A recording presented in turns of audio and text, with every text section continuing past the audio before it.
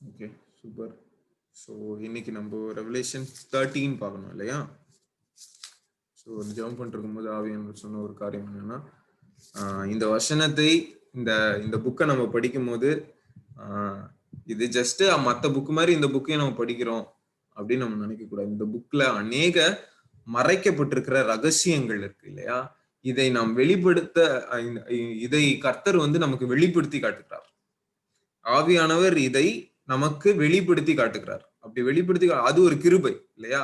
தேவனுடைய வசனங்களை ஆராய்ந்து பார்க்கும்போது அந்த வசனங்களில் இருந்து கிறிஸ்து வெளிப்படுகிறார். அந்த வசனங்களில் இருக்கிற சத்தியம் வெளிப்படுகிறது இல்லையா? அந்த சத்தியம் வெளிப்படுகிறதற்கு முக்கிய ரீசன் யாரு? ஆவியானவர். அவர் என்ன நமக்கு சொல்றார் என்றால், வெளிப்படுத்தின விசேஷம் 22ல இந்த புத்தகத்தில் உள்ள தீர்க்கதரிசன வசனங்களை கேட்கிற யாவருக்கும் நான் சாட்சியாக எச்சரிக்கிறதாவது, ஒருவன் இவைகளோடு எதையாகிலும் கூட்டினால் இந்த புத்தகத்தில் எழுதியிருக்கிற வாதைகளை தேவன் அவன் மேல் கூட்டுவார். ஓகே, எந்த புத்தகம்? ரெவலேஷன். இந்த புத்தகத்துல ஒருவன் இந்த தீர்க்கதரிசன புத்தகத்தின் வசனங்களில் இருந்து எதையாகிலும் எடுத்து போட்டால், அதாவது இந்த வசனம் நீங்க மத்தவங்களுக்கு சொல்லும் போது, ஓகே இது சொல்ல வேணாம், இதை மறைச்சிடலாம், மத்தது மட்டும் சொல்லலாம் அப்படின்னு சொல்லி நீங்க யோசிக்கிறீங்கல்ல, அப்படி நீங்க எடுத்து போடும்போது நல்லா கவனிங்க, கடவுள் ஜீவ புஸ்தகத்தில் இருந்தும் பரிசுத்த நகரத்தில் இருந்தும் இந்த புஸ்தகத்தில் எழுதியிருக்கிறவைகளில் இருந்தும் அவனுடைய பங்கை தேவன் என்ன பண்றாரு? எடுத்து போடுறாரு. புரியுதா? You understand? சோ இந்த புத்தகத்தை சொல்லாமையும் இருக்கக்கூடாது, அதிகமாகவும் சொல்லக்கூடாது. என்ன எழுதியிருக்கோ அதை அப்படியே சொல்லுகிறதற்கு நாம் பிராக்டிஸ் பண்ணணும். நாம் ஆவியானவரை கொண்டு எப்படி போதிக்கணும்ன்றத நமக்கு ஆவியானவர் உதவி செய்யும்படியாக நம்ம ஜெபம் பண்ணணும். ஓகேவா? நேத்து ஒரு வசனம் ஆக்சுவலா காமிச்சாரு. ரோமர் 1ஆம் அதிகாரம். நம்ம நிறைய பேர் எப்படி இருந்தோம், நானும் பைபிள் ஸ்டடிஸ் எல்லாம் போயிட்டு இருக்கும் போது எப்படி இருப்பேன்னா, எனக்கு நிறைய சத்தியம் தெரியும், கடவுள் எனக்கு நிறைய சத்தியம் சொல்லி தராரு, எனக்கு நிறைய வசனங்கள் சொல்லி தராரு, இதெல்லாம் எனக்கு இருக்கு, எனக்கு இது பெற்றுக்கொண்டது எவ்வளவோ மேன்மை, எவ்வளவோ பெரிய மேன்மை அப்படின்னு நினைச்சிட்டு இருந்தேன். ஓகேவா? ஆனா கடவுள் சொல்றாரு, ரோமர் 1:18, சத்தியத்தை அநியாயத்தினாலே அடக்கி வைக்கிற மனுஷனுடைய எல்லாவித அவபக்திக்கும் அநியாயத்திற்கும் விரோதமாய் தேவ கோபாக்கினை வானத்திலிருந்து வெளிப்படுத்தப்பட்டிருக்கிறது. எப்படி? சத்தியத்தை அநியாயத்தினால அடக்கி வச்சிருக்கிறீங்களா? நம்ம எல்லாரும் அடக்கி வச்சிருக்கோமா? ஏன் சொல்ல மாட்டோம்? இயேசு கிறிஸ்து தான் உண்மையான கடவுள், நமக்கு தெரியுமா? நல்லா தெரியும். இயேசு கிறிஸ்து இல்லாம பரலோகத்துக்கு போக முடியாது, நல்லா தெரியும். ஓகே, இயேசு சொல்றாரு, நானே வழி, சத்தியம், ஜீவன். நானே சத்தியம், நானே ஜீவன், நானே வழி பிதாவாகிய தேவன் இடத்துல போறதுக்கு. நானே வழி, நானே சத்தியம், நானே ஜீவன். அல்லேலூயா. ஆனா இந்த சத்தியத்தை நாம் தெரியாதவர்களுக்கு சொல்ல மாட்டோம், அடக்கி வச்சுப்போம் இல்லையா? இப்படி அடக்கி வைக்கிறவங்க மேல தேவ கோபாக்னி வரும் என்று வேதவசனம். முக்கியமா ஸ்பெசிபிக்கா ரெவலேஷன் புக்கை படிக்கிறத நம்போ கடவுள் எதுக்கு இந்த ரெவலேஷன் புக்கை நமக்கு வெளிப்படுத்தி காட்டுறாரு? நாம் மற்றவர்களுக்கு சொல்லி வார்ன் பண்ணவங்கள. இப்ப பாருங்க, ஆல்ரெடி அந்த நிறைய இந்த எக்ஸாம்பிள்ல நிறைய வாட்டி நான் உங்களுக்கு சொல்லியிருக்கேன். நீங்க பைக்ல போயிட்டே இருக்கீங்க, முன்னாடி ஒரு கேர்ள் வந்து ஒரு ஸ்கூட்டில போயிட்டு இருக்கான்னு வச்சுக்கலாம். அந்த கேர்ள் வந்து ஸ்கூட்டில போறத அவங்களை ஓவர்டேக் பண்ணிட்டு அந்த கேர்ள் போயிட்டு இருக்கும் போது பார்த்தா அவளோட ஸ்கூட்டியோட அந்த சைட் ஸ்டாண்ட் வந்து ஓப்பன்ல இருக்கு. ஓகே, நீங்க பார்த்தோன்னு என்ன பண்ணுவீங்க? அந்த பைக்கை முறுக்கிட்டு போய், தங்கச்சி ஸ்டாண்ட் எடுமா, ஓகே இல்ல அக்கா ஸ்டாண்ட் எடுங்கக்கா சொல்லுவோமா இல்லையா? எதுக்கு ஸ்பீடா நீ போன? அப்போ அந்த ஒரு 40ல போயிட்டு இருக்கேன், அந்த பொண்ணு உன்னை ஓவர்டேக் பண்ணி போகும்போது அந்த ஸ்டாண்டு ஓப்பன்ல இருக்கும் போது அவ உயிருக்கு அது ஆபத்து. உடனே போய் அவ யாரா இருந்தால, ஆனா உயிருக்கு ஆபத்துன்னு ஒண்ணு நம்ம போறோம். அதேதான் இயேசு சொன்னார். மற்றவர்களுடைய உயிர் ஆபத்துல இருக்கு, அவர்கள் சத்தியம் தெரியாமல் பாதாளத்தை நோக்கி, மரணத்தை நோக்கி அவர்கள் பயணித்துக் கொண்டிருக்கிறாங்க. இந்த ரோடு வழியா போவாதீங்க. இந்த ரோடு முடியும் போது ஒரு பெரிய பள்ளம் இருக்கு, நீங்க ஸ்பீடா அதை பார்க்காம போனீங்கன்னா விழுந்துருவீங்க. அந்த பள்ளம் வர்றதற்கு முன்னாடி நிறைய நேம் போர்ட்ஸ் இருக்கு, சிக்னல் போர்ட்ஸ் இருக்கு. ஸ்பீட் பிரேக்கர் அஹெட் அப்படின்னு ஒரு சைன் போர்ட்ஸ் இருக்கு இல்லையா, இதெல்லாம் என்ன காட்டுது? ஜாக்கிரதையா போ, எச்சரிக்கையா போ, ஆக்சிடென்ட் ஜோன், எச்சரிக்கையா போ, இங்க நிறைய பேர் உயிரை விட்டுருக்கிறான், ஜாக்கிரதையா போ. இந்த நேம் போர்டா நம்ம இருக்கணும்னு கடவுள் ஆசைப்படுறாரு. அந்த நேம் போர்டுல இருக்கிற எழுத்து என்ன பண்ணுது? ஒரு உயிரை காப்பாத்துது இல்லையா? நம்ம சிம்பிளா அந்த நேம் போர்டை பார்த்துட்டு ஸ்பீக்கர் இது என்னது ஸ்பீட் பிரேக்கர் வரப்போகுது அப்படின்றத பார்த்துட்டு நம்ம பாட்டுக்கு அசால்ட்டா ஸ்பீடா போயிருந்தோம்னா ஸ்பீட் பிரேக்கர்ல ஏறி எவ்வளவு பெரிய ஆக்சிடென்ட் வேணா நடக்கலாம் இல்லையா? ஆனா அந்த நேம் போர்டை பார்த்தோம்னா ஸ்பீட் பிரேக்கர் வரப்போகுது, எச்சரிக்கையா ஓட்டலாம், எச்சரிக்கையா ஓட்டுவோம். எங்க வருது? எங்க 500 மீட்டர்ஸ்ல ஒரு ஸ்பீட் பிரேக்கர் வரப்போகுது, 500 மீட்டர்ல ஒரு கிளிஃப் இருக்க போகுது, ஒரு பெரிய பாதாளம் உள்ள போகுது, ஜாக்கிரதையா இருங்க. அந்த நேம் போர்டு, அந்த நேம் போர்டு அதுதான் ரெவலேஷன். புரியுதா? சில நேரத்துல நம்ம வந்து இந்த புக்கை எதுக்கு படிக்கிறோன்ற அந்த எய்ம், அந்த கோல், அதை மறந்துடுறோம். இந்த புக்கை சும்மா அறிவுக்காக நான் படிக்கிறேன் அப்படின்னு சொல்லி படிக்க கூடாது. நம்ம இந்த புக்கை எதற்காக படிக்கிறீங்க? கடவுள் ஒரு வார்னிங், ஒரு நேம் போர்டை வச்சிருக்கிறாரு, ஒரு சிக்னல் போர்டை வச்சிருக்கிறாரு இல்லையா? இந்த போர்டு என்ன பண்ணுது? நீ விழுந்துராதப்பா, நீ அந்த கிறிஸ்துவின் ஆட்சியில போய் மாட்டிக்காதப்பா, நீ மரணத்தை நோக்கி போயிட்டு இருக்க, ஜீவனை நோக்கி திரும்புப்பா, யூட்டர்ன் எடுப்பா, யூட்டர்ன் எடு, இந்த இடத்துல வேலைக்கு ஆகாது, இந்த இடத்துல வழி இல்ல, இது வழி மாதிரியே இருக்கும், ரொம்ப நல்லா இருக்கும், பக்கத்துல இங்கெல்லாம் செடி கொடிலாம் இருக்கும், ஆனா போக போக போக நீ இருளுக்குள்ள போவ. Sign board. இந்த சைன் போர்டா நம்ம இருக்கணும். இந்த revelation book is a sign board இல்லையா? இந்த சைன் போர்டு வந்து என்ன பண்ணுது? ஒருத்தனுடைய உயிரை காப்பாத்துது. மகனே மகளே, கர்த்தர் உன்னை எதுக்கு அழைத்திருக்கிறாரு? மற்றவனுடைய உயிரை காப்பாற்றும்படியாக உன்னை அழைத்திருக்கிறார். ஆனா நமக்கு எந்த கவலையும் இல்லை. ஃப்ரெண்டு கூட போய் நல்லா கடலை போட வேண்டியது, கடலை நல்லா சாட்டிங்ல இதுல போட வேண்டியது. ஒரு வார்த்தை கூட இயேசுவை பத்தி பேசுறதே கிடையாது. நீ சொல்லு முதல்ல. அவன் ஏத்துக்க மாட்டான். அதெல்லாம் அவன் வந்து வேற மாதிரி பப்பு அந்த மாதிரி சுத்துற ஃப்ரெண்டு, அந்த பொண்ணு அந்த மாதிரி கேரக்டர், அந்த பொண்ணு கிட்ட போய் இயேசுவை பத்தி சொல்றீங்க? சொல்லு. இன்னைக்கு ரட்சிக்கப்படலனாலும் ஒரு நாள் கர்த்தர் அந்த வசனத்தை வச்சு பேசுவார். அந்த பொண்ணுக்கு தேவைன்னும் போது கடவுளை நோக்கி தேடும், அந்த பையன் தேவைன்னும் போது கடவுளை நோக்கி தேடுவான். அப்போ இந்த வசனம் பேசும் இல்லையா? அப்ப இந்த வசனம் பேசும். நிறைய நிகழ்வுகள் நடந்திருக்கு எனக்கு. நான் எப்பயோ ஒரு பையனுக்கு ஒரு பொண்ணுக்கு சத்தியம் சொல்லியிருப்பேன். ஓகேயா? காலேஜ்ல சொல்லியிருப்பேன். அந்த பையன் கால் பண்ணிட்டு, இம்மான் நீ சொன்னல ஜீசஸ் கிறிஸ்ட் தான் கடவுள்னு, எப்படிடா சொல்ற அப்படின்னு கேக்குறான். டேய் நான் 4 வருஷம் முன்னாடி சொன்னேன்டா, இப்ப வந்து கேக்குறேன் அப்படின்னா. இல்லடா திடீர்னு தோணுச்சு சொல்ல. அவனுக்கு தோண வைக்கிறது கடவுள். நீ விதைக்கிறது உன் பொறுப்பு, அது விளைய செய்கிறது யாரு? தேவன். வாசிங்க ஒரு வருஷம் 1 கொரிந்தியர் வாசி.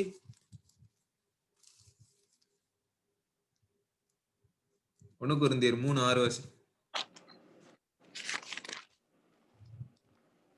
நான் நட்டேன், அப்பல்லோ நீர் பாய்ச்சினான், தேவனே விளைய செய்தார். ஹல்லேலூயா. யார் விளைய செய்வா? தேவன் விளைய செய்வார். நான் நிறைய வசனங்கள் ஃபர்ஸ்ட் எல்லாம் பைபிள் ஸ்டடி எல்லாம் நானும் போயிட்டு இருந்தேன். அப்போ போகும்போது நிறைய வசனங்கள் எனக்கு தெரிய ஆரம்பிச்சது, நிறைய விளக்கங்கள் தெரிய ஆரம்பிச்சது, நிறைய சத்தியங்களை கடவுள் விவரிச்சு காமிச்சாரு. ஒரு கட்டத்துக்கு மேல அந்த ரெவலேஷன்லாம் எனக்கு கிடைக்கவே இல்லை. அதுக்கப்புறம் என்ன ஒரே டல்லா இருக்கு, பைபிளை படிச்சா புரிய மாட்டேங்குது, ரெவலேஷனே கிடைக்க மாட்டேங்குது. ஃபர்ஸ்ட் எல்லாம் பயங்கரமா ஒரு வசனம் படிச்சோன்னா இதோடைய அர்த்தம் என்ன அப்படின்னு ஆவி எனக்கு கிளியரா எக்ஸ்பிளைன் பண்ணுவாரு. ஆனா போக போக ஒண்ணுமே தெரியவே இல்லை. அப்போ ஆவியானவர், நான் ஜெபம் பண்ணும்போது ஆவியானவர் எனக்கு ஒரு வசனம் வெளிப்படுத்தி காமிச்சார். என்ன வசனம்னா ஏசாயா 55, Isaiah chapter 55 verse 10 and 11. Isaiah 55 verse 10 and 11. உத்து கவனிங்க அந்த வசனத்தை. மாரியும் உறைந்த மழையும் வானத்தில் இருந்து இறங்கி அவ்விடத்துக்கு திரும்பாமல் பூமியை நனைத்து அதில் முளை கிளம்பி விளையும்படி செய்து விதைக்கிறவனுக்கு விதையையும் புசிக்கிறவனுக்கு ஆகாரத்தையும் கொடுக்கிறது எப்படியோ அப்படியே என் வாயில் இருந்து புறப்படும் வசனமும் இருக்கும். அது வெறுமையாய் என்னிடத்தில் திரும்பாமல் அது நான் விரும்புகிறதை செய்து நான் அதை அனுப்பின காரியமாகும்படி வாய்க்கும். தேவனுடைய வசனம் எப்படி இருக்கான்? வானத்திலிருந்து பெய்கிற மாரி பனி, பனியை போல, உறைந்த மழைனா பனி, பனியை போல அல்லது மழையை போல இருக்கிறது. அந்த மழை வந்துட்டு சும்மா போகாது, அப்படியே தண்ணி அப்படியே ரோட்ல ஓட்டு அப்படியே போகாது. ஆஹா, அந்த மழை என்ன பண்ணும்? வந்து பூமியை நினைச்சு பூமிய விளையும்படி செய்யும்.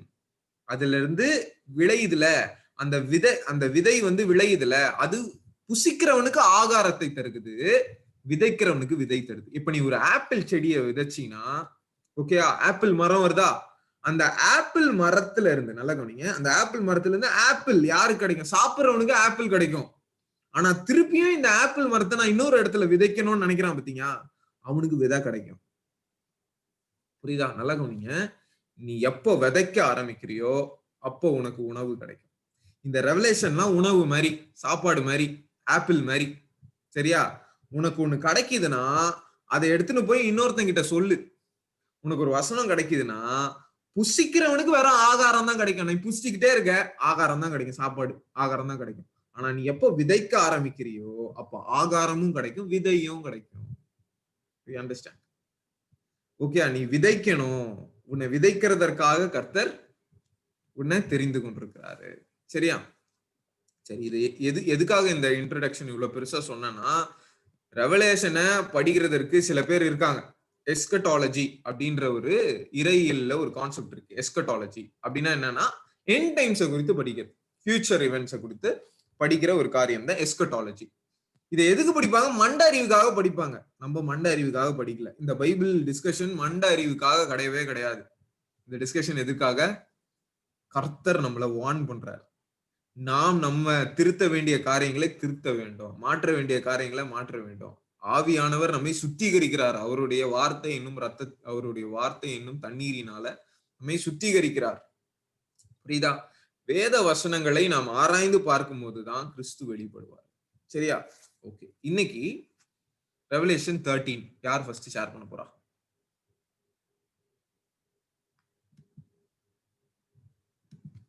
எனிவன்? டேவிட் ஜாயின் பண்ணலையா?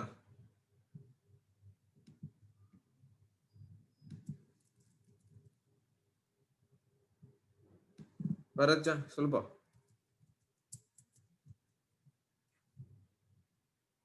ஏய், ஹாப்பி பர்த்டே பரத்.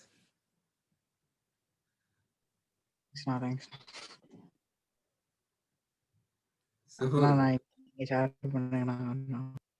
ஷேர் அப்புறம் பண்றியா? சரி, okay, no problem. Anybody studied? Thomas, Evangeline, Daniel, anyone? Revelation 13. நம்ம ஃபர்ஸ்ட் பார்த்தோமே அந்த இதுதானே, அந்த மிருகம் ஒண்ணு கடல்ல இருந்து வரும். ஆமாப்பா. Okay.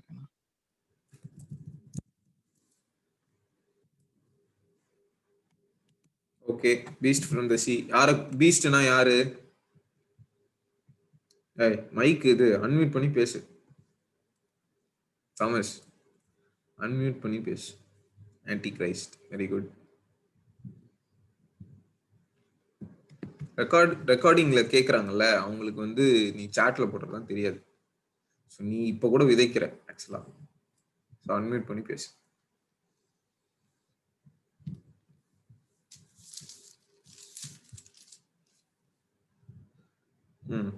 Okay. Who will hurt worshipped him. Okay.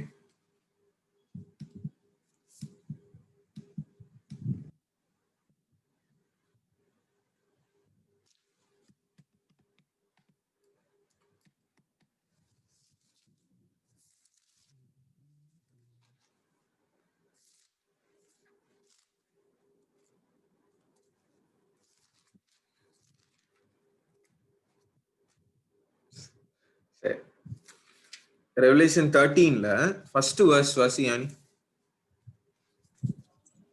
பின்பு நான் கடற்கரை மணலின் மேல் நிற்கிறேன். அப்பொழுது சமுத்திரத்தில் இருந்து ஒரு மிருகம் எழும்பி வர கண்டேன். அதற்கு 7 தலைகளும் 10 கொம்புகளும் இருந்தன. அதன் கொம்புகளின் மேல் 10 முடிகளும் அதன் தலைகளின் மேல் தூஷணமான நாமமும் இருந்தன. ஓகே, அதன் கொம்புகளின் மேல் 10 முடிகளும், அதாவது கிரீடம், முடினா கிரீடம், ஓகேவா, அதன் தலையின் மேல் தூஷணமான நாமம் இருந்தது. ஓகேவா, இந்த சிறிய கொம்பு பீஸ்ட், அதாவது மிருகம், ஓகேவா, சிறிய கொம்பு பீஸ்ட், இதெல்லாம் வந்ததுன்னா அந்தி கிறிஸ்துவை குறிக்கிறது. பாழாக்குகிற அருவருப்பு அப்படின்னா அந்தி கிறிஸ்துவை குறிக்கிறது. சரியா? இந்த அந்தி கிறிஸ்து என்ன பண்ண போறான்? ராப்சர் முடிஞ்ச பிறகு, ரெவலேஷன் 12 ராப்சர் நடந்துச்சு இல்லையா? இந்த ராப்சர் முடிந்த பிறகு கைவிடப்பட்ட சபை உலகத்துல இருக்கிற போதே அந்தி கிறிஸ்து வெளிப்பட்டுருவான். ஓகேவா, அந்தி கிறிஸ்து வெளிப்பட்டுருவான். நல்லா கவனிங்க, ஒரு முக்கியமான ரகசியம் வெளிப்படுகிறது. எங்க வெளிப்படுதுன்னா 2 தெசலோனிக்கேயர் 2 Thessalonians chapter 2 verse 7 வாசி.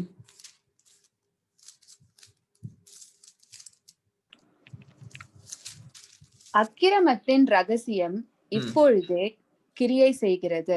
அக்கிரமத்தின் ரகசியம் இப்பொழுதே கிரியை செய்து. அக்கிரமத்தின் ரகசியம் என்னது? அந்தி கிறிஸ்து இப்பவே கிரியை செய்யறான். அந்தி கிறிஸ்து இப்பவே உலகத்துல இருக்கான். ஒரு நிமிஷம். அந்தி கிறிஸ்து இப்பவே கிரியை செய்யறான். அந்த வசனம் அப்படியே வச்சுக்கோ. 1 யோவான் 3ஆம் அதிகாரம் 1 John chapter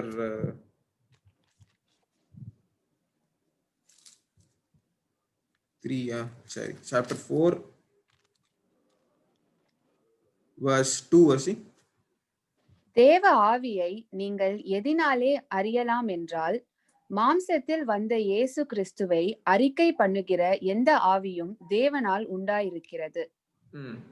அடுத்த வசனம். மாம்சத்தில் வந்த இயேசு கிறிஸ்துவை அறிக்கை பண்ணாத எந்த ஆவியும் தேவனால் உண்டானதல்ல. வரும் என்று நீங்கள் கேள்விப்பட்ட அந்தி கிறிஸ்துவினுடைய ஆவி அதுவே. அது இப்பொழுதும் உலகத்தில் இருக்கிறது. நல்லா கவனிங்க, வரும் என்று கேள்விப்பட்ட அந்தி கிறிஸ்து அப்ப வரப்போகிறான். ஓகே, இப்ப வரல, வரப்போகிறான். ஆனா அவனுடைய கிரியைகள், அவனுடைய ஆவி கிரியை செய்து, இப்பவே கிரியை செய்து.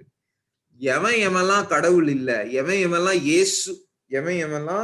இயேசு கடவுள் இல்ல என்று சொல்லுகிறானோ அவனிடத்தில் அந்த ஆவி கிரியை செய்யுதுன்னு. புரியுதா? If somebody denies that Jesus is not God or Jesus is not the way to heaven, then he is affected by this spirit of Antichrist. Antichrist is a person who claims that he himself is Christ and there is no Christ. உலகத்துல எந்த நபரும் Christ கிடையாது, நான் தான் Christ அப்படின்னு சொல்ற கிரியை தான் ஆன்டி கிரைஸ்டுடைய கிரியை, ஆன்டி கிரைஸ்டுடைய ஒர்க், ஆன்டி கிரைஸ்டுடைய மிஷன். சரியா? இவனுடைய கிரியைகள் இப்பவே உலகத்துல இருக்கு அப்படின்னு சொல்லி 2 தெசலோனிக்கேயர் 2ஆம் அதிகாரம் 7வது வசனத்துல சொல்றாரு. ஓகேவா? இந்த உலகத்துல இந்த அந்தி கிறிஸ்துவ ரெசிஸ்ட் பண்றது இன்னொரு ஸ்பிரிட் இருக்கு. அது என்ன ஸ்பிரிட்? அந்தி கிறிஸ்துவோடைய ஸ்பிரிட்டை ரெசிஸ்ட் பண்ற இன்னொரு ஸ்பிரிட் இருக்காரு. அவர் யாரு?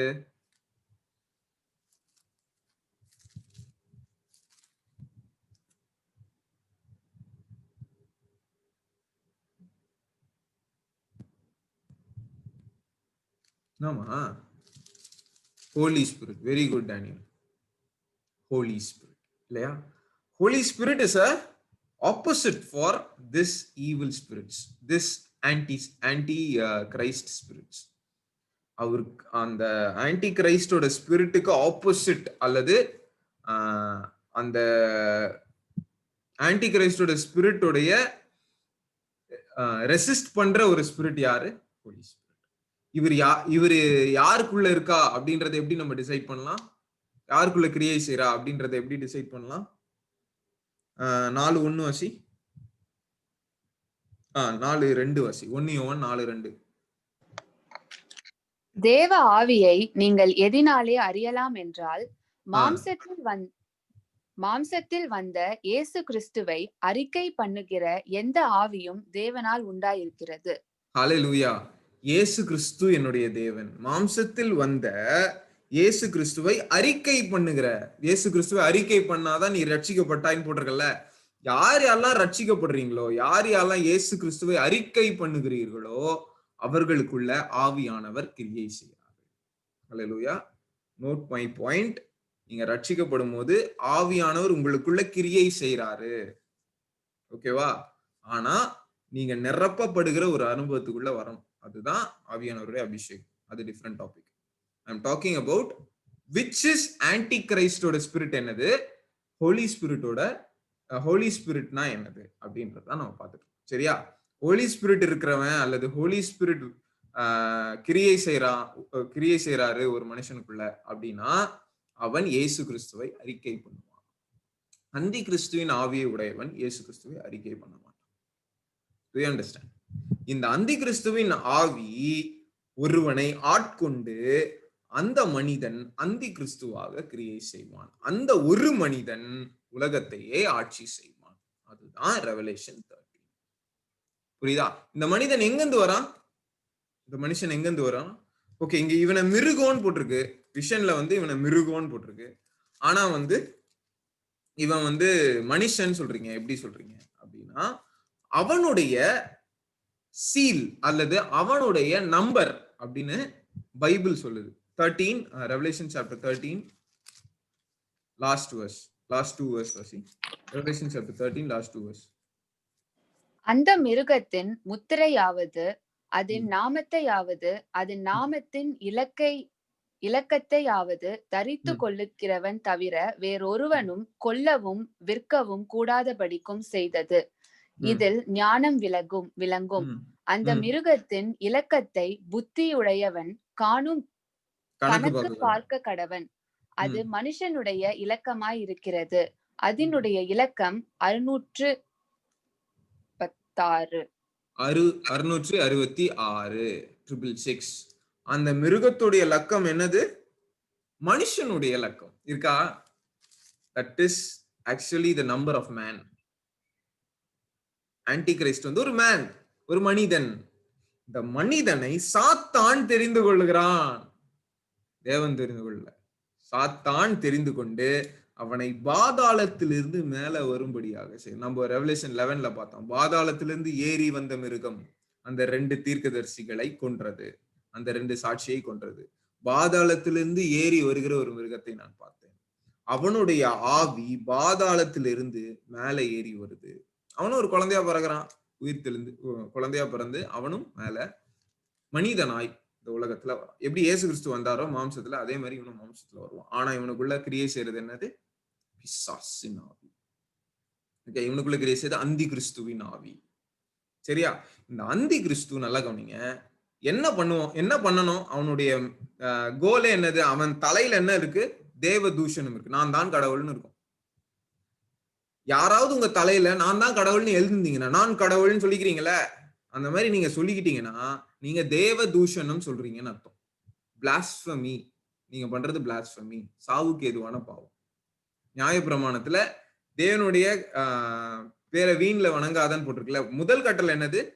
எந்த மனிதனையும் எந்த பொருளையும் எந்த ஒரு இதையும் தேவனுக்கு ஈக்குவலாக ஆக்காத. நான் கடவுள்னு சொன்னீங்கன்னா நீ தேவனுக்கு ஈக்குவலாக ஆக்கிக்கிற. இது பிசாசோட குணம். அதுதான் அந்தி கிறிஸ்து பண்ணும். ஓகே, 2 தெசலோனிக்கேயர் 2:4 வாசி. அவன் எதிர்த்து நிற்கிறவனாயும்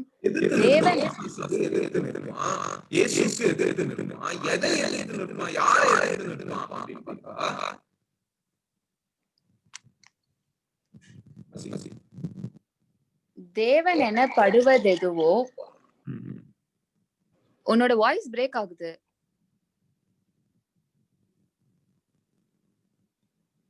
எனக்கு மட்டும் தான் அப்படி கேக்குதா தெரியல. இப்ப கேக்குதா? ஓகே. அவன் எதிர்த்து நிற்கிறவனாயும் தேவன் எனப்படுவதெதுவோ ஆராதிக்கப்படுவது எதுவோ அவைகள் எல்லாவற்றுக்கும் மேலாக தன்னை உயர்த்தி கொள்ளுகிறவனாயும் தேவனுடைய ஆலயத்தில் தேவன் போல உட்கார்ந்து தன்னை தான் தேவன் என்று காண்பிக்கிறவனாயும் இருப்பான். சரியான ரெவலேஷன்ல பால் தெசலோனிக்கே சபைக்கு எழுதுறாரு. என்ன எழுதுறாரு? எவ்விதத்திலே ஓகே, அவன் எதிர்த்து நிக்கிறவனா இருக்கிறான். தேவனுக்கும் இயேசு கிறிஸ்துவுக்கும் பரிசுத்த ஆவிக்கும் எதிர்த்து நிற்கிறவனா இருக்கிறான். யாரு? அந்தி கிறிஸ்து. இவன் தேவன் எது எண்ணப்படுதோ அதற்கு மேலாக அவனை உயர்த்தி கொண்டிருக்கிறான். எது தேவன் என்று ஆராதிக்கப்படுகிறதோ அல்லது யார் தேவன் என்று ஆராதிக்கப்படுகிறாரோ அவருக்கு மேல இவனுடைய சிங்காசனம் வரணும். பிசாசோட குணம் அச்சு அடையாளம், பிசாசோட அச்சு அடையாளம் யாரு? அந்தி கிறிஸ்து. இவனுடைய குணம் என்ன? நீ கடவுளை கும்பிடுறியா? நீ ஜீசஸ வணங்கி கொண்டிருக்கிறியா? நீ ஜீசஸ வர்ஷிப் பண்றியா? ஜீசஸ வர்ஷிப் பண்ணாத, என்ன வர்ஷிப் பண்ணுன்னு சொல்ற. ஓகேயா? நல்லா கவனிங்க.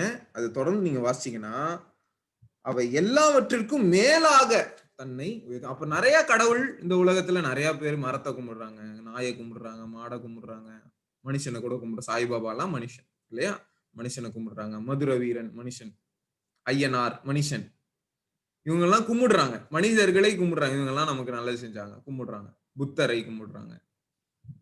ஓகே, நிறைய பேரை வர்ஷிப் பண்றாங்க.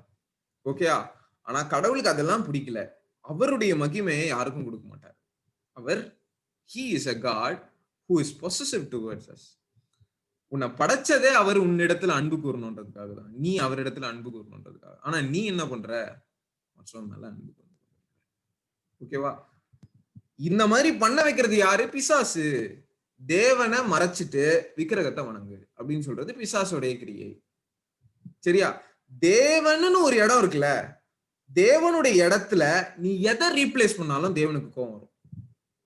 அதே மாதிரி தேவனுடைய இடத்துல எதை ரீப்ளேஸ் பண்ணாலும் அது அந்தி கிறிஸ்துவின் கிரியை. அந்த வசனம் இன்னொரு வாட்டி வாசியேன், இன்னும் கிளியரா நான் உங்களுக்கு எக்ஸ்பிளைன் பண்றேன். ஓகே, நான் வாசிக்கிறேன். அவன் எதிர்த்து நிற்கிறனாயும் தேவன் எனப்படுவது எதுவோ, எதெல்லாம் தேவன் இந்த உலகத்துல சொல்லப்படுதோ அதற்கு மேல தன்னை ரீப்ளேஸ் பண்ணும். அந்த இடத்துல அவனை ரீப்ளேஸ் பண்ணிப்பான். நல்லா கவனிங்க. அவன் என்ன பண்றான்? அவனுடைய எக்ஸ்டெண்ட் எது வரைக்கும் போது பாருங்களேன். தேவ ஆலயத்தில் தேவன் போல உட்கார்ந்து அவனை தேவன் என்று சொல்றான். இவ்வளோ பெரிய ஒரு பாவம் தெரியுமா அது? நான் கடவுள் அப்படின்னு நீ சொல்றீன்னா நீ ஒரு மிகப்பெரிய பாவத்தை செய்யற. ஒருவேளை உனக்கு தண்டனை உடனே கிடைக்காம இருக்கலாம், ஆனா உனக்கு தண்டனை பாதாளம் தான், உனக்கு தண்டனை நரகம் தான். தூஷணை செய்கிறாய், தேவ தூஷணம் பண்ணுகிறாய். ஓகேவா? இயேசு கிறிஸ்துவை கடவுளாக ஏற்றுக்கொள்ளாமல் உன்னையோ அல்லது ஒரு பொருளையோ ஒரு விக்கிரகத்தையோ நீ வணங்கி கொண்டிருக்கும் போது, நல்ல கவனி, கர்த்தருக்கு விரோதமாக பாவம் செய்கிறாய். கர்த்தருக்கு அருவருப்பான காரியம். ஒரு சாக்கடையை பார்த்து மூக்க மூடுற மாதிரி அருவருப்பு. யாருக்கு? காட். சரியா? இப்ப நல்லா கவனிங்க. இந்த அந்தி கிறிஸ்து எங்க போய் உள்ள போய் தேவனை போல உட்கார்றான்? தேவாலயத்துக்குள் போய் தேவனை போல உட்காரான். அப்ப இப்ப தேவாலயம் இருக்கா? தேவாலயம் ஒரே ஒரு தேவாலயம் தான் உலகத்திலேயே. அது என்ன? இஸ்ரவேல் ஜனங்க சாலமோன் கட்டின தேவாலயம். அந்த தேவாலயம் இடிக்கப்பட்டது. மறுபடியும் ஏரோது அதை இது பண்ணாரு. அது நெகேமியா கட்டினாரு. எஸ்ரா கட்டினாரு. நெகேமியா அந்த அலங்கெல்லாம் இது பண்ணாரு, எல்லாம் பண்ணாங்க. திருப்பியும் இயேசு உயிர் தெழுந்த பிறகு 70ஆம் நூற்றாண்டுல திருப்பியும் ரோம் எம்பையர்னால டெமாலிஷ் பண்ணப்பட்டுச்சு. அதுக்கப்புறம் அதே இடத்துல மசூதியை கட்டி விட்டாரு ஒரு முஸ்லீம் ராஜா. ஓகேவா? இப்போ இஸ்ரேல் ஜனங்களுக்கு அந்த மசூதியை இடிச்சிட்டு இந்த தேவாலயத்தை கட்டணும். அதுதான் கோரிக்கை. ஐநா சபை இதைதான் பேசிக்கிட்டு இருக்கு. ஆனா இப்போ ஒரு திருப்பம், இந்த கதையில ஒரு திருப்பம். என்ன திருப்பம்? சாலமோன் கட்டின தேவாலயத்தோட பேஸ்மெண்ட் அந்த மசூதி கட்டின இடத்துல இல்ல, அது கொஞ்சம் தூரம் தள்ளி இன்னொரு இடத்துல தான் இருக்கு. இப்போ ஐநா ஒத்துக்குச்சு, நீ அங்க தேவாலயம் கட்டிக்கோ, நீ இங்க முஸ்லிம்ஸ் இங்க மசூதியை இடிக்க தேவையில்ல அப்படின்னு சொல்லி தீர்ப்பு கொடுத்துச்சு. ஆனால் இங்க தேவாலயம் கட்டுனா பெரிய பிரச்சனை வரும். வேர்ல்டு வார் 3 கூட வரலாம். ஓகேவா? இந்த 2 பாலஸ்தீனர்கள் இஸ்ரவேலர்கள், இந்த 2 பேருடைய இந்த சண்டையினாலதான் நிறைய தீவிரவாத இயக்கமே ஸ்டார்ட் ஆச்சு. அதனாலதான் அமெரிக்கா, ரஷ்யா, ஐநா சபையில இருக்கிற எல்லாரும் அந்த பிரச்சனையில போய் மூக்க நுழைச்சி சால்வ் பண்ணணும்னு ட்ரை பண்றாங்க. யாராலையும் சால்வ் பண்ண முடியாது. இயேசு வந்தாதான் சால்வ் பண்ண முடியும். ஓகேவா? ஏன்னா அவங்களுக்கு என்னன்னா இங்க இருந்தா தீவிரவாதம் வந்தது, இங்க இருந்தா ISIS தீவிரவாத இயக்கம் வருது, இங்க இருந்து தான் அல் கொய்தா வந்தது, இங்க இருந்து தான் எல்லா தீவிரவாத இயக்கமும் வருது. இதை டீல் பண்ணிட்டா மத்த எல்லா இடத்துல இருக்கிற தீவிரவாத இயக்கம் சீப்பர்சல் மாதிரி செத்து போயிடும் அப்படின்னு நினைக்கிறாங்க. ஆனா இதை டீல் பண்ணவே முடியாது. ஆனா அந்தி கிறிஸ்து வந்து சூப்பர் பிளான் போடுவான். என்ன பிளான் போடுவான்? தேவாலயத்தை நான் கட்டுறேன்டான்னு கட்டுவான். இஸ்ரவேல் ஜனங்க அந்தி கிறிஸ்துவே கை கொடு அப்படின்னு கை கொடுப்பான். ஃபர்ஸ்ட் 3.5 ஆண்டுகள். புரிஞ்சிச்சா? அடுத்த 3.5 ஆண்டுகள் அவன் என்ன பண்ணுவான்? தேவாலயத்துக்குள்ள போய் தேவனை போல உட்காரும். அதான் இயேசு சொல்றாரு, நேத்து பார்த்தோம் இல்லையா? இயேசு என்ன சொன்னாரு? பரிசுத்த ஸ்தலத்துல அந்த அருவருப்பு உள்ள போய் உட்காந்துச்சுன்னா நல்லா கவனிங்க, உங்களுக்கு பிரச்சனை, இஸ்ரவேல் ஜனங்களே உங்களுக்கு பிரச்சனை, ஓடி போங்க. ஓகே, இந்த அந்தி கிறிஸ்து என்னென்ன கிரியைகளை பண்ணுவான் அப்படின்றது தான் ரெவலேஷன் 13ல கடவுள் சொல்றாரு. நம்ம ஆல்ரெடி சில இன்சைட்லாம் அந்த இதுல இருந்து பார்த்துட்டோம். 1வது வசனத்துல நீங்க பாத்தீங்கன்னா அந்த மிருகம் 13:1ல, வெளிப்படுத்தின விசேஷம் 13:1ல அந்த மிருகம் சமுத்திரத்துல இருந்து ஏறி வருது அப்படின்னு. சமுத்திரம்னா என்னது? ரெவலேஷன் 17:15 வாசிச்சு பாத்தீங்கன்னா அந்த சமுத்திரம், அந்த தண்ணீர் வந்து ஜனங்கள். அந்த மிருகம் ஏறி வந்த தண்ணீர் வந்து ஜனங்கள், ஜாதிகள். அப்போ அந்தி கிறிஸ்து doesn't need to be out of Israel. இஸ்ரேல்ல தான் அந்தி கிறிஸ்து இருக்கணும் அப்படின்ற அவசியம் இல்லை. இஸ்ரேல்ல கூட இருக்கலாம். ஆனா உலக தேசத்துல இருந்து முக்காவாசி உலக தேசத்துல இருந்து தான் வரணும். ஏன்னா யோவான் வந்து எங்க நிக்கிறாரு? நான் கடற்கரை மணல்ல நின்ன. கடற்கரை மணல்னா என்னது? இஸ்ரவேல் ஜனங்க. ஆபிரகாம் கிட்ட சொல்றாரு, கடற்கரை மணலை போல உன்னுடைய சந்ததி நான் பிரியும். கடற்கரை மணல்ல யோவான் நிக்கிறார். யோவான் இஸ்ரவேலர் இல்லையா? இவரு சமுத்திரத்துல இருந்து, அப்போ புறஜாதியில இருந்து ஒரு மனிதன் ஏறி வருவான். அவன் தான் அந்தி கிறிஸ்து. புரியுதா? இந்த அந்தி கிறிஸ்து என்ன பண்ணுவான்? தன்னைத்தான், ஓகே, இந்த அந்தி கிறிஸ்து 2வது வசனத்துல இந்த மிருகத்துடைய சில பரிமாணங்கள் எல்லாம் போட்டிருக்கு. என்னன்னா இந்த மிருகம், நீ கண்ட மிருகம் சிறுத்தையை போல இருந்தது. ஓகேவா? இந்த சிறுத்தை எங்க இருந்து கொண்டு வராங்க? இந்த வேர்டு சிறுத்தை இது ஆல்ரெடி நம்ம பார்த்தோம். ஓகேவா? மேபி உங்க யூடியூப் சேனல்ல ரெவலேஷன் 13 அப்படி போட்டு பாத்தீங்கன்னா இன்னொரு வீடியோ இருக்கும், பழைய வீடியோ. அந்த வீடியோல இதுல சிறுத்தைனா என்ன அப்படின்றத பார்த்தோம். இப்போ கொஞ்சம் ஸ்பீடா வேணா சொல்றேன். சிறுத்தைன்றது வந்து தானியேலுடைய விஷன்ல பாத்தீங்கன்னா சிறுத்தை என்பது அலெக்சாண்டருடைய ராஜ்யத்தை குறிக்கும். அலெக்சாண்டருடைய ராஜ்யத்தை குறிக்கும். கிரீஸ் அலெக்சாண்டர் ராஜ்யம் எப்படி 3.5 ஆண்டுகள், 33.5 ஆண்டுகள்ல ஃபுல் உலகத்தை, கிட்டத்தட்ட ஃபுல் உலகத்தை கான்கர் பண்ணிட்டாரு. செம்ம ஸ்பீடு, ஃபாஸ்ட். அதே மாதிரி அந்தி கிறிஸ்துவோடைய ராஜ்யமும் ஃபாஸ்டா உலகத்தை ஆட்சி செய்வோம். டக்குன்னு மின்னல போல பிடிச்சிருவோம். எல்லா உலகத்துல இருக்கிற எல்லா நேஷன்ஸையும் பிடிச்சிருவோம். கால் கரடிய போல இருக்கும். கரடி போலன்னா அந்த கரடி எப்படி இருக்கும்? இப்படி தூக்கலா இருக்கும். படிச்சோம் இல்லையா? அப்போ கால் ஒண்ணு கம்மியா இருக்கும், ஒரு களிமண்ணு, இன்னொன்னு அயன் என்ன? இரும்பும் களிமண்ணும் ஒட்டுமா? ஒட்டாது. அதே மாதிரிதான் இப்போ இருக்கிற ராஜ்யங்கள்லாம் பாத்தீங்கன்னா அப்படிதான் இருக்கும். ஒண்ணு ஒரு அரசியல் கட்சி நிக்கும், இன்னொரு அரசியல். இந்த 2 அரசியல் கட்சியும் ஒட்டவே ஒட்டாது. ஓகேவா? ஒரு நேஷன் எடுத்தீங்கன்னா மிலிட்டரி பவர் சூப்பரா இருக்கும், ஆனா எக்கனாமிக் லெவல்ல அந்த நேஷன் ரொம்ப கம்மியா இருப்பாங்க. இந்த மாதிரி ஏற்ற இறக்கம் இருந்துகிட்டே இருக்கும். நிறைய எக்ஸாம்பிள்ஸ் சொல்லலாம், நிறைய எக்ஸாம்பிள்ஸ் இருக்கு. சரியா? கிரைம் ரேட்ல அந்த கண்ட்ரி ரொம்ப அதிகமா இருக்கும், மிலிட்டரி பவர்ல அந்த கண்ட்ரி ரொம்ப கம்மியா இருக்கும். அந்த மாதிரி புரியுதா? சோ அந்த மாதிரி ஏற்ற இறக்கம் அந்த கரடியை குறிக்கிறது. அதே மாதிரி வால் சிங்கத்தை போல இருக்கு. சிங்கம் போல பாபிலோனுடைய தேசம் எப்படி இருந்துச்சு? பாபிலோன்ல தேமுகாத் நேச்சர் எப்படி சிங்கம் போல ஆட்சி செய்வான், அந்த மாதிரி இவன் சிங்கம் போல ஆட்சி செய்வான். சிங்கத்தை போல, சிங்கம் கிடையாது, சிங்கத்தை போல. சரியா? அதுக்கப்புறம் இன்னொன்னு ஒரு மிருகம். சிங்கம் லாஸ்ட் மிருகம் என்னப்பா? மாடா? இங்க வராது.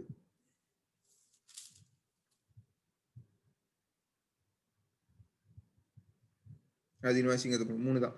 வலு சர்ப்பமானது தன் பலத்தையும் தன் சிங்காசனத்தையும் மிகுந்த அதிகாரத்தையும் அதற்கு கொடுத்தது. நல்லா சொன்னீங்க. வலு சர்ப்பம் யாரு?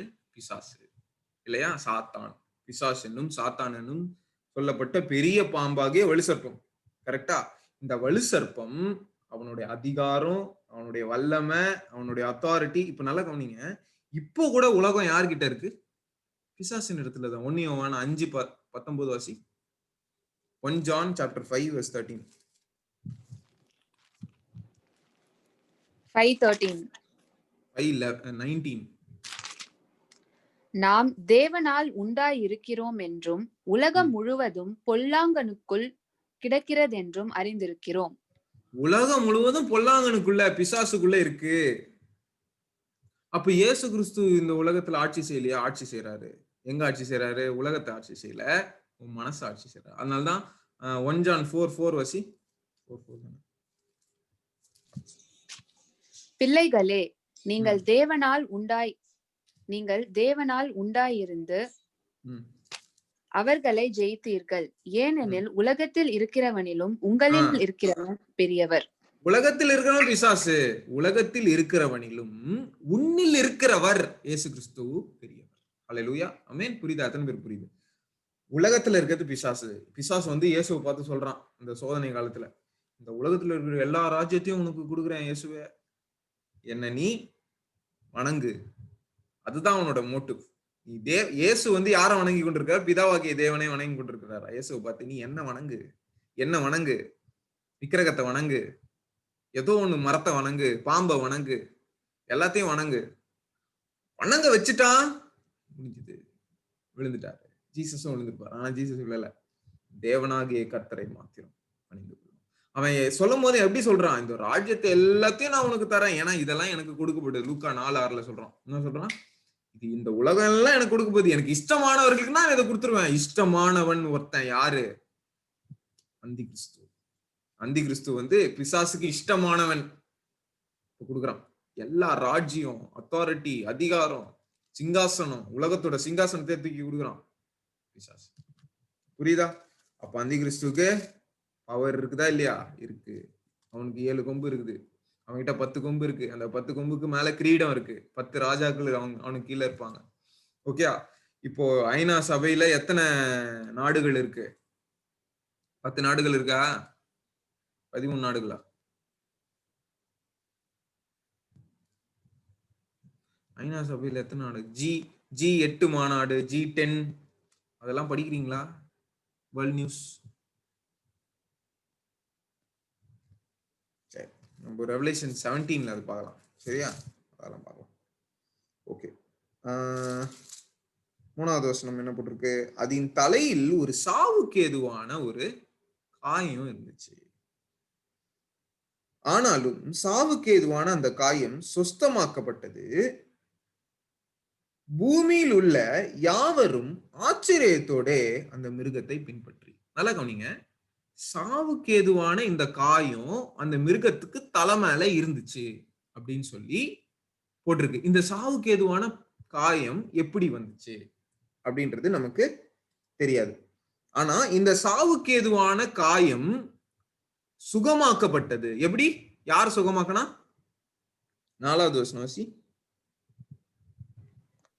அந்த மிருகத்திற்கு அப்படிப்பட்ட அதிகாரம் கொடுத்த வலு சர்ப்பத்தை வணங்கினார்கள். அல்லாமலும் அதிகாரம் கொடுத்த வலு சர்ப்பம். 14வது வசனம்.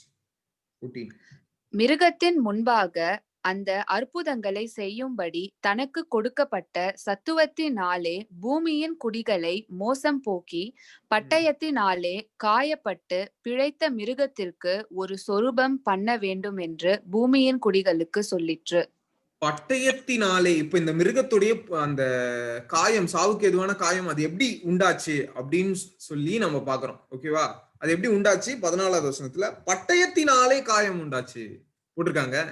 பட்டயத்தினாலே காயப்பட்டு பிழைத்த மிருகம், உயிர் தெழும்பின மிருகம். புரியுதா? எப்படி இயேசு கிறிஸ்து 3ஆம் நாள் உயிர்த்தெழுகிறாரோ அதே போல அந்தி கிறிஸ்து இஸ்ரவேல் ஜனங்களா இருக்கலாம், மை கெஸ். ஆனா பைபிள்ல இருக்கான்னு எனக்கு தெரியல. ஓகே, இஸ்ரவேல் ஜனங்கள் மேபி அந்தி கிறிஸ்துவ கொலை பண்றதற்கு பட்டயத்தினால வெட்டி இருக்காங்க அந்தி கிறிஸ்து. ஓகேவா? பட்டயத்தினாலே காயப்பட்ட அந்த அந்தி கிறிஸ்து செத்து போய் உயிர் தெழுந்திருக்கிறான். நல்லா கவனிங்க, இயேசு கிறிஸ்துவும் செத்து உயிர் தெழுந்தார், இந்த அந்தி கிறிஸ்துவும் செத்து உயிர் தெழுகிறான். ஆனா இயேசு கிறிஸ்து சர்வ வல்லமை உள்ளவர். பிசாசு அந்தி கிறிஸ்துவை கொண்டு இயேசு கிறிஸ்துவை போல ஒரு நகல் கிரியேட் பண்றான், ஒரு டூப்ளிகேட் கிரியேட் பண்றான். இவரும் உயிர் தெழுந்திருக்கிறாரு, இவரும் செத்து போனார். ஆனா அவன் சாவல, இவன் பிழைத்திருக்கிறான். இயேசு உயிர் தெழுந்தார். ஆனா என்ன டிராமா நடக்குதுங்க? செத்து போய் உயிர் தெழுந்த மாதிரி டிராமா நடக்குது. புரியுதா? சோ இந்த அந்தி கிறிஸ்து எப்படி இயேசுவை போலவே பேசுவாங்க, அன்புள்ளவனா பேசுவான். ஓகேவா? இயேசுவை போலவே மிராக்கிள்ஸ் பண்ணுவான். இயேசுவை போலவே அற்புத அடையாளங்கள் பண்ணுவான். வாசிங்க அந்த 4வது வசனம் வாசி. அந்த மிருகத்திற்கு அடிபட்ட அதிகாரம் கொடுத்த வலு சர்ப்பத்தை வணங்குங்கள். அல்லாமலும் மிருகத்திற்கு ஒப்பானவன் யார், அதனோடே யுத்தம் பண்ணத்தக்கவன் யார் என்று சொல்லி மிருகத்தையும் வணங்கினார்கள். மிருகத்தையும் வணங்குனாங்க. மிருகத்தோடு நிக்கிறவன் யாரு, அவர் கூட சண்டை போட்டு ஜெயிக்கவே முடியாது அப்படின்ற மாதிரி ஜனங்க பேசுறாங்களாம். அந்த அளவுக்கு அந்தி கிறிஸ்துவுக்கு வல்லமை, பவர் இருந்துச்சு. இதை அப்படியே பிடிச்சிக்கோ. 2 தெசலோனிக்கேயர் 2ஆம் அதிகாரம் 9வது வசனம் வாசி. 2 தெசலோனிக்கேயர் 2:9. அந்த அக்கிரமக்காரனுடைய வருகை சாத்தானுடைய செயலின்படி சகல வல்லமையோடும் அடையாளங்களோடும் பொய்யான அற்புதங்களோடும் நம்ம இயேசு மெய்யான அற்புதம் செஞ்சாரு, இவன் பொய்யான அற்புதம் செய்வான். ஓகேவா? இவன் வரும்போது எப்படி வல்லமையோடும் அதிகாரத்தோடும் அற்புதங்களோடும் பொய்யான அற்புதங்களோடும் வரும். ஓகேவா? இவனுக்கும் மிராக்கிள் பண்ண முடியும். இப்ப கூட நீங்க பாத்தீங்கன்னா ஏதோ ஒரு கோயில்ல போய் பாத்தீங்கன்னா ஒரு மிராக்கிள் நடக்கும். அதை பார்த்துட்டு ஐயோ அங்க இருக்கிறதும் ஒரு கடவுள்னு நினைச்சிடாதீங்க. அவங்க பொய்யான அற்புதம் செய்யறாங்க. வாயில இருந்து லிங்கம் எடுப்பாங்க, பொய்யான அற்புதம். கையில இங்கிருந்து விபூதி கொட்டைகளை எடுப்பாங்க, பொய்யான அற்புதம். சரியா? தேங்காய்க்குள்ள இருந்து பூவா வரும், ரத்தமா வரும், பொய்யான அற்புதம். அதெல்லாம் உண்மையான அற்புதம் என்னது? இயேசு பண்ணது. முழங்கால்களை முடக்க முடியாம இருக்கிற ஒவ்வொருத்தருடைய கால்களை உயிர் பெற செஞ்சவர் இயேசு கிறிஸ்து.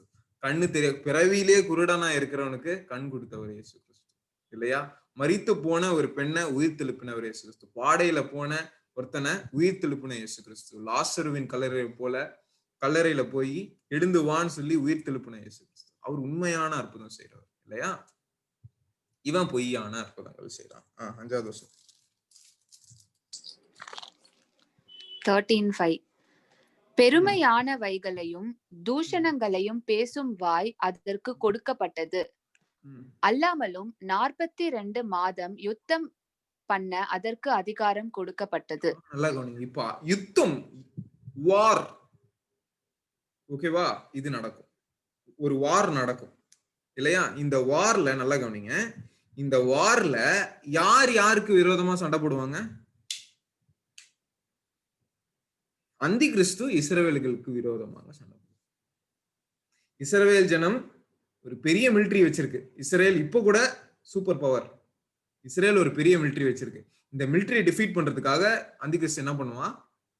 உலகத்துல இருக்கிற எல்லா மிலிட்டரியும், இந்தியா சைனா கூட தன்னுடைய மிலிட்டரிய யாருக்கு கொடுக்கும்? அந்தி கிறிஸ்துவுக்கு கொடுக்கும். சண்டை போடுறதுக்கு அந்தி கிறிஸ்து யுத்தம் பண்ண அவனுக்கு அதிகாரம் இருக்கு. என்னது? 3.5 ஆண்டுகள் தான் அவனுக்கு அதிகாரம் இருக்கு.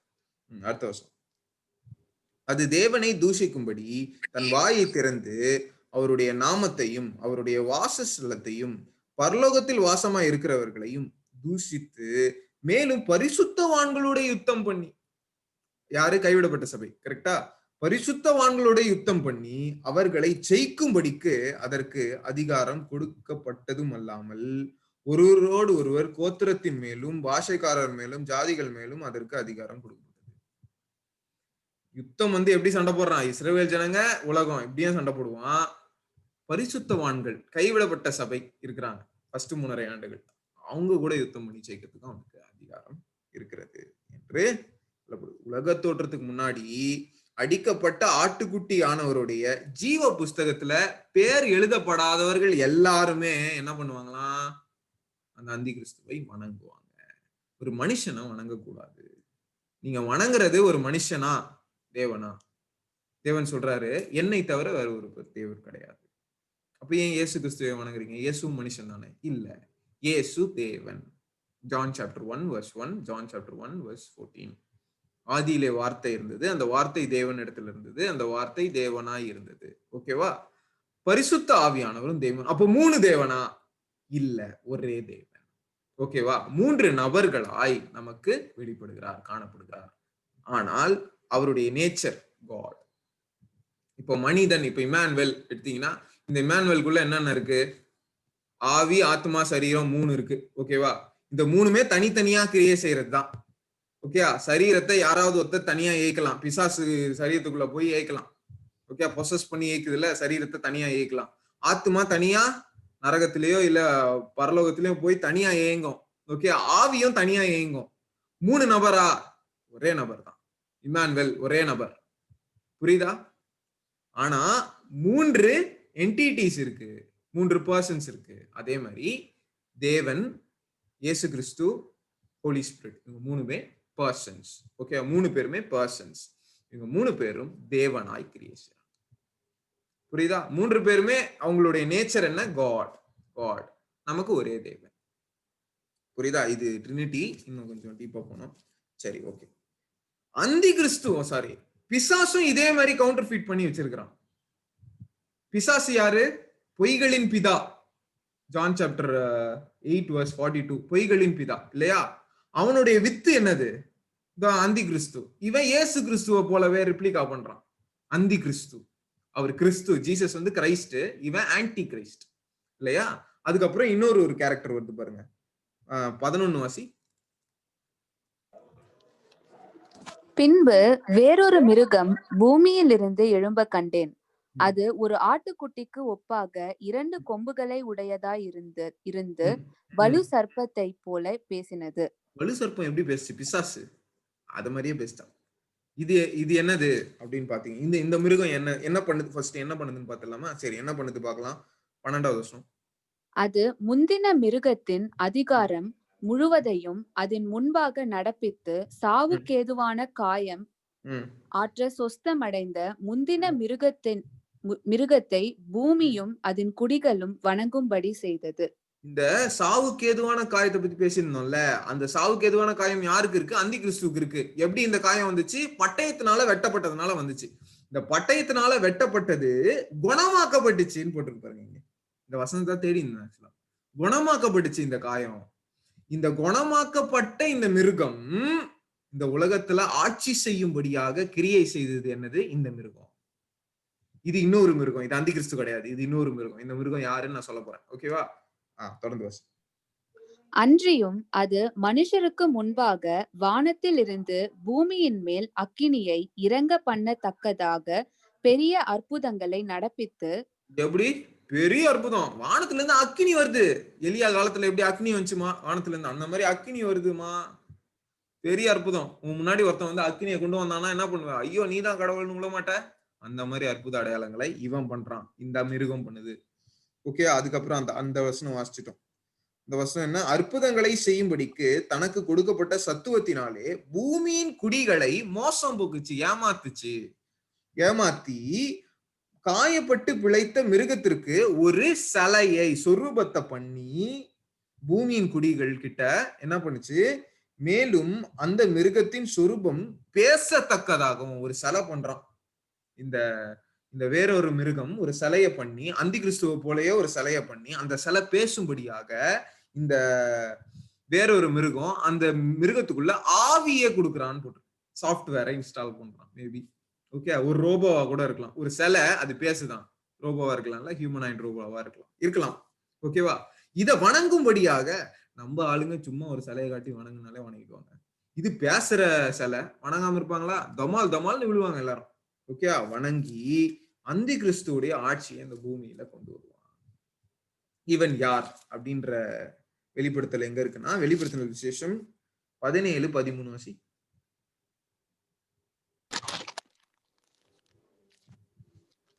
இவர்கள் ஒரே யோசனை உள்ளவர்கள்.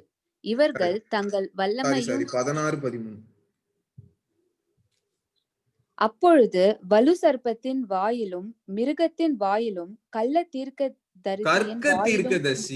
தீர்க்கதரிசி ஓகேவா? False prophet. ஓகேவா?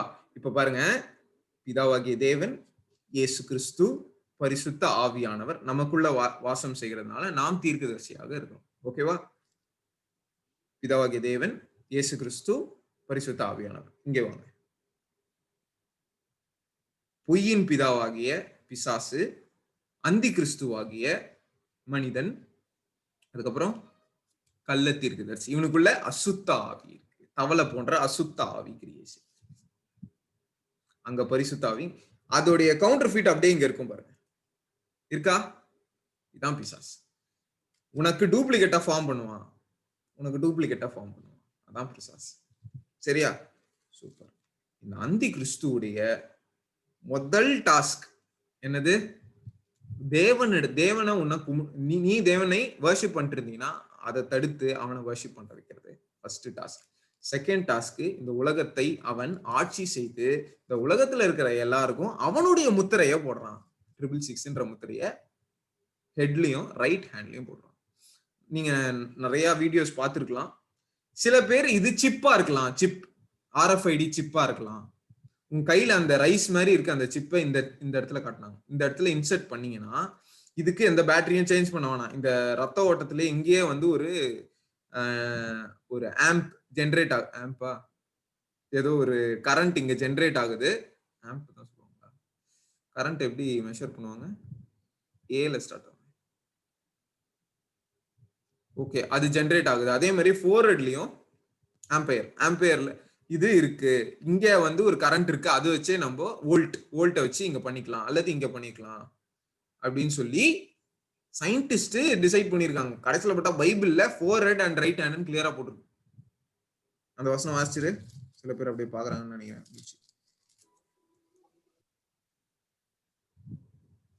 16வது வசனம். எந்த சாப்டர்? அதே 13, 16. அந்த மிருகத்தின் முத்திரையாவது அது நாமத்தையாவது 18th verse. இதிலே ஞானம் விளங்கும். அந்த மிருக 16வது வசனம் தான் வாசி.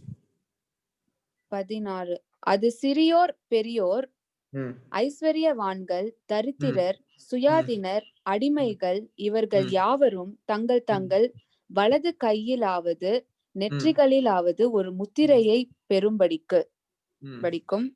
அந்த மிருகத்தின் நெத்தியிலும் ரைட் ஹேண்ட்லயும் போட்டிருக்கா, கிளியரா போட்டிருக்கு. இதுக்கு மேல ப்ரூஃப் வேணுமா? இந்த வேக்சின் கொடுக்கறதுக்காக ஏதோ ஒரு சிப்பை இன்சர்ட் பண்ண போறாங்களாம் நம்ம சரீரத்துல. அந்த சிப்பை ரைட் ஹேண்ட்லயும் ஃபோர்ஹெட்லயும் இன்சர்ட் பண்ணாத வரைக்கும் ரொம்ப தப்பிச்சோம். அதுக்குள்ள இயேசு வந்துருவாரு, கவலைப்படாதீங்க. சரியா? அந்தி கிறிஸ்துன்ற ஒருவன் எழும்பி இந்த காரியத்தை செய்யும் போது உஷாரா இருங்க. அது வரைக்கும் இருக்கக்கூடாது. ராப்சர்லயே கர்த்தர் வந்த உடனே மேல போயிடும். எத்தனை பேருக்கு யூஸ்ஃபுல்லா இருந்துச்சு? கண்டிப்பா தம்ஸ் அப் கொடுத்துதான் ஆகணும். எனக்கு யூஸ்ஃபுல்லாவே இல்லைண்ணா, எனக்கு நிறைய டவுட்ஸ் இருக்கு, நீங்க சொல்றது ஒண்ணுமே புரியலண்ணா. Anybody like that? Any doubts? Daniel, any doubts? Thumbs up கொடுக்கல நீ. Evangeline, any doubts?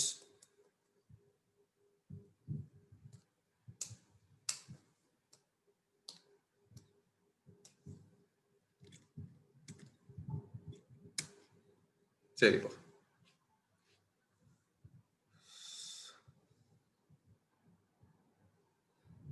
சூப்பர்.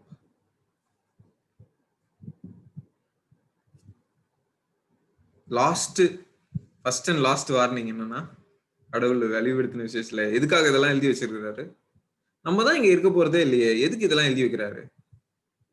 இத பார்த்தாவது என்ன நடக்க போகுது உலகத்துலன்றத பார்த்தாவது திருந்துங்க அப்படின்னு எழுதி வைக்கிறாரு இல்லையா? அந்தி கிறிஸ்துவின் காலத்துல நான் இருந்து பொழைச்சுப்பேன். இப்போ பரிசுத்தவான்களை மேற்கொள்கிறதற்கு யாருக்குமே அதிகாரம் இல்லை, பிசாசுக்கே அதிகாரம் இல்லை இல்லையா? பிசாசுக்கே இப்ப நம்மளை பார்த்தா பிசாசுக்கே அதிகாரம் கிடையாது. நம்ம மேல அதிகாரம் கொடுக்கப்படல எந்த பிசாசுக்குமே. சாத்தானுக்குமே நம்ம மேல அதிகாரம் கொடு. அப்போ கிறிஸ்டியன்ஸை வந்து பிசாசு பிடிக்குதே, பிசாசு வந்து வியாதி கொடுக்குறான், கஷ்டம் கொடுக்குறான், நம்ம அவனை அனுமதிக்கிறோம். நம்ம எங்கேயோ வீக்கா இருக்கிறோம் அடிக்கிற மாதிரி. நம்ம கர்த்தர்ல ஸ்ட்ராங்கா இருந்தோம்னா அவன் தொடவே முடியாது. நம்ம இஸ்ரேலுக்கு விரோதமாக ஒரு பில்லி சூனியமும் இல்லை, ஒரு மந்திரவாதமும் இல்லை. யாக்கோபுக்கு விரோதம் ஒரு மந்திரவாதம் இல்லை. உன்னை வாளாக்காவும் கர்த்தர் தலையாக்கி மாத்திருக்கிறாரு. உன் மேல எந்த அதிகாரமும் இல்ல, நீ நிற்கிற, கர்த்தர் உன்னோடு கூட இருக்கிறாரு. நீ கர்த்தரை விட்டு எப்ப பின்வாங்குறியோ அப்போ உன் மேல பிசாசுக்கு அதிகாரம் வந்துடும், தானா வந்துடும். எப்ப பிசாசோட காரியம் உங்ககிட்ட இருக்கோ, பிசாசுடைய திருட்டு, பொய், பித்தலாட்டம், ஓகேவா, டிவி பாக்குற குணம், செல்போன் பாக்குற குணம், இச்சை, இதெல்லாம் எப்போ உங்ககிட்ட இருக்கோ அப்போ பிசாசு டைரக்ட் ஆக்சஸ் இருக்கும். இது நம்பாலுமா? மோசேவே அவன் என்ன பண்ணான்? மோசேவுடைய சரீரத்தை இது எனக்கு சொந்தமான சரீரம்னு வாதாடின ஆளு. உன்னை விட்டுருவானா? பிசாசோடைய ஒரு டாட் கூட உங்ககிட்ட இருக்கக்கூடாது. இயேசு மாதிரி இருக்கணும் நம்ம, இல்லையா? அதுக்கு இயேசு கூடவே இருந்தா இயேசுடைய நேச்சர் நமக்கு அப்படியே வரும். புரியுதா? பிசாசோட அப்போ பரிசுத்தவான்களுக்கு பரிசுத்தவான்கள் மேல எந்த அத்தாரிட்டியும் இப்போ இல்ல. ஆனா அந்தி கிறிஸ்துவின் காலத்துல என்ன படிச்சோம் நம்ம? பரிசுத்தவான்களை மேற்கொள்ளும்படியாக அந்தி கிறிஸ்துவுக்கு அதிகாரம் கொடுக்கப்பட்டது. பரிசுத்தவான்கள் மேற்கொள்ளப்படுவார்கள். பரிசுத்தவான்களோட யுத்தம் பண்ணி மேற்கொள்ள முடியும் அந்தி கிறிஸ்துவால. இப்போ அந்தி கிறிஸ்துவ வந்தாலும் போன்னு துப்பி அனுப்பிச்சிடலாம். ஏன்னா நமக்குள்ள இருக்கிறவர் ஆவியானவர். அல்லேலூயா. நமக்குள்ள நம்ம என்ன பண்ண முடியும்? 600 பிசாசு வந்தாலும் 6000 பிசாசு இயேசு துரத்துனாரா? அதை காட்டிலும் மேலான காரியத்தை நீங்க பண்ணுவீங்கன்னு சொல்ற. 60000 பிசாசு வந்தாலும் நம்மளால துரத்த முடியும். எப்போ? ஆவியானவர் நமக்குள்ள இருக்கும்போது. இயேசுவை உயிரோடு எழுப்பின ஆவியானவர் நமக்குள்ள இருக்கும்போது 60000 பிசாசையும் நம்மளால துரத்த முடியும். ஆனால் ஆவியானவர் இல்லாம, இயேசுவோடு ரிலேஷன்ஷிப் இல்லாம ஒரு பிசாசை பார்த்து வெளியே போன்னு சொன்னீங்கன்னா அது உன்னை நிர்வாணமாக்கி ஓட விடும். பார்த்தோம் வெளிப்படுத்தின விசேஷம். ஆமா, அப்போஸ்தலர் நடவடிக்கைகள் 19ஆம் அதிகாரத்துல பார்த்தோம் இல்லையா? சோ எவ்வளவு இயேசுவோடு கூட ஒன்றி கொண்டு நீங்க வாழ்றீங்களோ பிசாசுக்கு நீங்க அதிகாரம் கிடையாது. ஆனா அந்தி கிறிஸ்துவின் காலத்துல மேல அதிகாரம் வந்துடும். அதனால ஜாக்கிரதை. உன்னால பிழைக்க முடியாது, அங்க போய் தப்பிக்க முடியாது. இதான் கிருபை. இன்னைக்குதான் ரட்சணிய நாள். ஒரு வேலை நீங்க ஒரு ஒரு நாமினல் கிறிஸ்டியனை போல ஒரு வாழ்க்கை வாழ்றீங்க. சண்டே ஆனா சர்ச்சு போய்க்கலாம். இப்போ லாக்டவுன், சர்ச்சு கூட திறக்கல. சரி, ஓகே, சர்ச்சே போத்தவல. அப்படியே இப்ப லாக்டவுன்ல நிறைய பேர் அப்படியே இதுவாயிட்டாங்க. சர்ச்சுக்கெல்லாம் எதுக்கு போனோம், அவ்வளவுதான். அப்படியே ஜாலியா பப்ஜி விளையாடிக்கின்னு அப்படியே கேம்ஸ் விளையாடிக்கிட்டு அப்படியே கேர்ள் ஃப்ரெண்ட் கூட சாட் பண்ணிட்டு அப்படியே இருக்கிறது. தூங்குற காலம் இது இல்ல. தூங்குற காலம் இது இல்ல. வீட்டுல முழிச்சுக்கோ, இயேசுவோடு கூட வந்துரு. டெய்லி அட்லீஸ்ட் சொல்றேன், 1/2 hour ஜெபம் பண்ணு. என்ன ஜெபம் பண்றதுன்னு தெரியல, இயேசுவே நான் நேசிக்கிறேன்னு சொல்லேன். ஓகேயா? அட்லீஸ்ட் 5 chapters படிங்க. ஓல்ட் டெஸ்டமெண்ட்டோ நியூ டெஸ்டமெண்ட்டோ. இல்ல, நான் இது வரைக்கும் பைபிளே படிச்சது இல்ல. மேத்யூல இருந்து ஸ்டார்ட் பண்ணுங்க. மறுபடியும் ஃபர்ஸ்ட்ல இருந்து ஃப்ரெஷ்ஷா ஸ்டார்ட் பண்ணுங்க. 5 chapters படிங்க. ஓகேவா? ஆனா 5 chapter படிக்கணுமா? ஏமா இட்லி மட்டும் 5 சாப்பிடுறீங்க, தோசை மட்டும் 5 சாப்பிடுறீங்க, சாப்டர்ஸ் படிக்க முடியாதா? 5 chapter படிங்க. புரியுதா? God will lead you. Okay, கண்களை மூடி நம்ம ஜெபம் பண்ணலாம். வாய்களை திறந்து சத்தமாய் கர்த்தரை நோக்கி நீங்க கூப்பிட போறீங்க. அவர் தேவன் என்று அறிந்தும் அவரை மகிமைப்படுத்தாமலும் அவரை ஸ்தோத்தரியாமலும் இருக்கிற நபர்களாய் நாம் இருக்கக்கூடாது. தேவனுடைய கோபாக்கினை அவர்கள் மேல வரோன்னு வேதவசனம் சொல்லுகிறது. தேவன் என்று உங்களுக்கு நல்லா தெரியும். இயேசு கிறிஸ்து தேவன் என்று உங்களுக்கு நல்லா தெரியும். ஆனா அவரை மகிமைப்படுத்துறதே இல்லை. ஆனா நீங்க அவரை ஸ்தோத்தரிக்கிறதே இல்லை. ஸ்தோத்திரம் நன்றின்னு சொல்றது இல்லை. எதுக்கு ஒரு ரிலேஷன்ஷிப்பே இல்லை. கடவுளோட பேசுறதே இல்லை. ஜீசஸோட பேசுறதே இல்லை. உரையாடலே கிடையாது. ஜபோன்னு ஏதாவது ஒரு ப்ரேயர் மீட்டிங்கோ இல்ல உங்க சர்ச்ல ஜபிக்கணும் அப்படின்னு சொன்னா கண்களை மூடி தூங்குற வேண்டியது. வாய்களை திறக்கிறதே கிடையாது. கர்த்தருடைய கோபாக்கினைக்குள்ள நீங்க ஆளாகாதீங்க.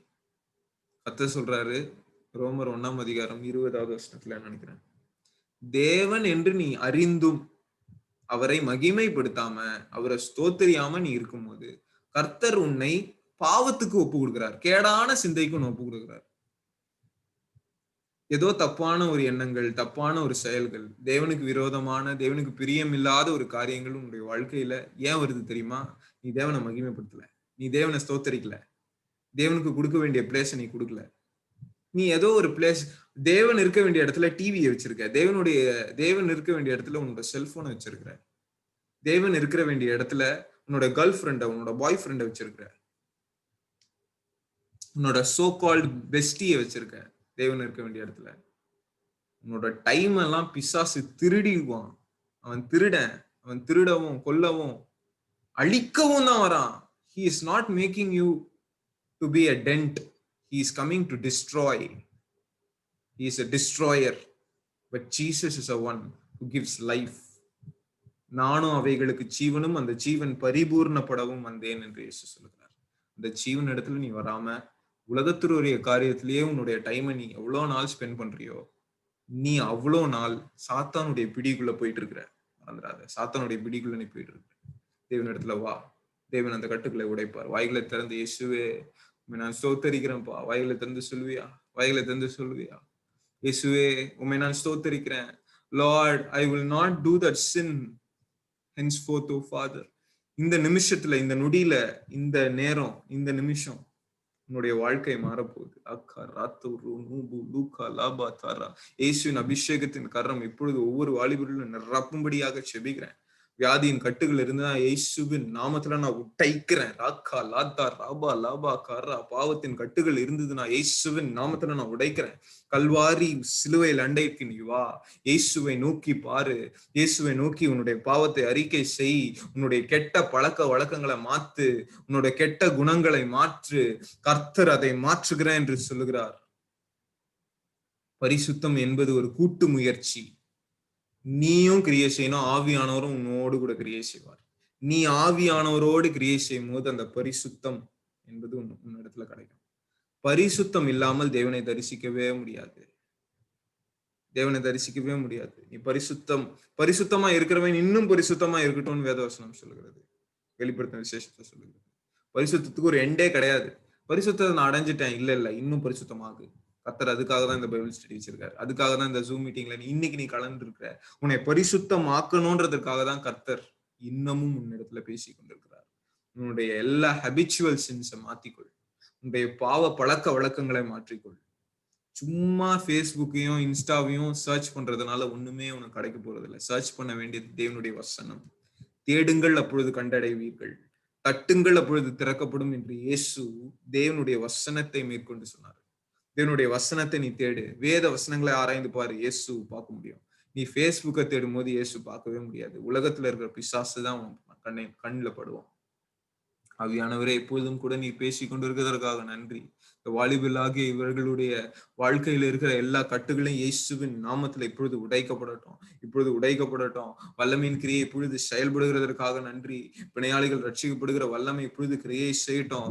அக்கினி அபிஷேகத்தினால ஒவ்வொருவரும் நிரப்பப்படட்டும். அந்நிய பாஷையில பேசு மகளே, அந்நிய பாஷையில பேசு மகனே. வாய்களை திறந்து, ஒருவேளை நீ தனி அறையில இருந்தீங்கன்னா சத்தத்தை உயர்த்தி, கர்த்தாவே நம்ம மன்னிங்கப்பா, உங்களுடைய ரத்தத்தினால கழுவுங்க, உங்களுடைய பரிசுத்த ஆவியை நான் பெற்றுக்கொள்ள வேண்டும், உங்களுடைய பரிசுத்த ஆவி நான் வரங்களை நான் பெற்றுக்கொள்ள வேண்டும். வாய்களை திறந்து தீர்க்க தரிசனம் உரைக்கிற வல்லமையை நீ பெற்றுக்கொள்ளும்படியாக நீ கேளு.